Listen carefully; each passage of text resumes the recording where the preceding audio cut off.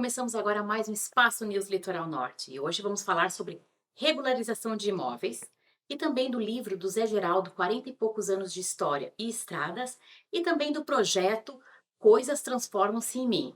Fique com a gente.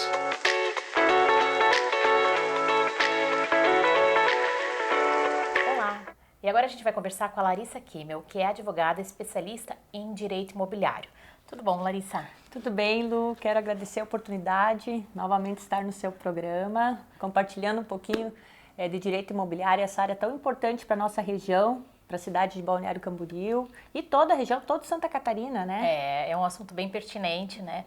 E vamos falar um pouco mais, que a gente já tinha falado um pouco sobre regularização imobiliária, né, do imóvel, e vamos dar continuidade, porque é um assunto que tem muitas dúvidas, muitos questionamentos.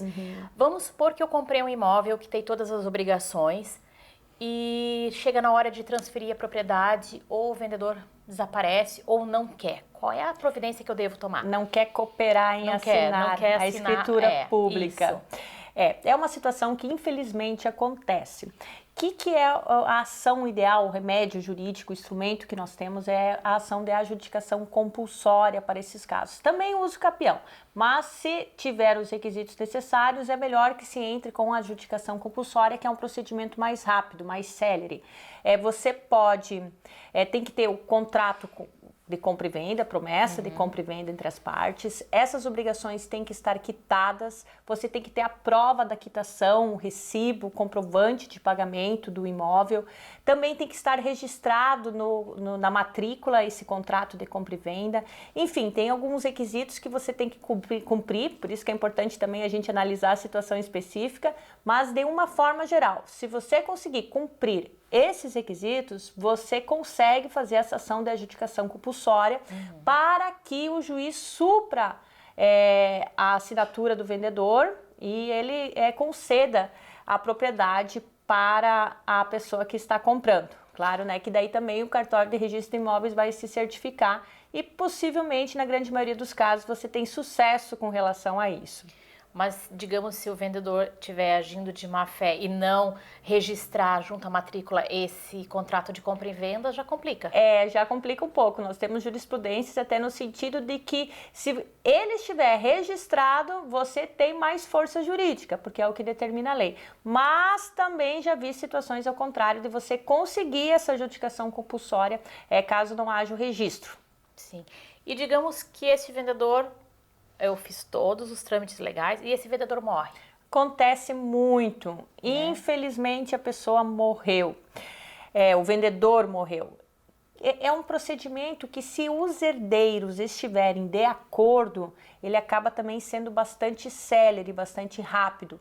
Por quê? Você faz um alvará judicial nos próprios autos do inventário, em que o juiz também ele supre a assinatura do vendedor e acaba transmitindo a propriedade, né, juntamente com a averbação dessa decisão no cartório de registro de imóveis, para que a pessoa então, enfim, possa ser a proprietária do imóvel. Mas tem que haver a concordância dos herdeiros. Geralmente se há, principalmente quando se tem a prova de quitação. O que acontece às vezes, Lu, é as pessoas quererem se arrepender. Eu me arrependi de fazer esse negócio. Porque... não deveria ter vendido por esse valor, deveria ter vendido por tal valor. Isso acontece? Acontece, principalmente porque a pessoa desconhecia que foi construída uma obra importante do lado do seu imóvel, uma via pública, e aquele imóvel ela teve uma valorização. É possível se arrepender. O arrependimento, a cláusula de arrependimento, ela tem que estar prevista no contrato, né? Existe até alguns requisitos legais que ela tem que cumprir. Ela não é a regra, é a exceção. Portanto, as pessoas elas não podem ficar se arrependendo do seu contrato, pensem bem e depois querer desistir. Tem que honrar o fio do bigode. Exatamente. E digamos se não deu certo, qual é, como vocês falam, qual é o remédio jurídico para isso? Uma vez que você não consegue fazer a adjudicação compulsória, uma vez que você não é o caso de morte, é o alvará judicial, nós temos também as chamadas ações de uso capião. quando a pessoa ela reivindica a propriedade através da posse, do tempo de posse que ela tem em um determinado imóvel.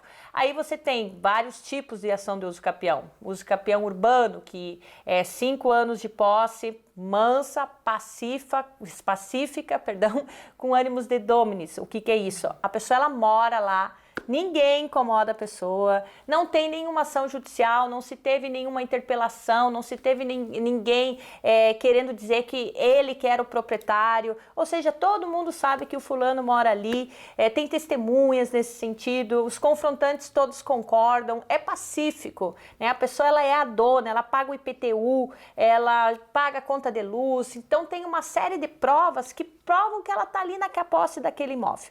E aí tem os requisitos legais, o uso capião urbano, no caso de imóveis até 250 metros quadrados, acho que é 5 anos, se não me engano tem que ser a única moradia, enfim, você consegue fazer esse uso capião. Se não, mais tempo, tem que ter o contrato também, né? Contrato, né, feito entre as partes.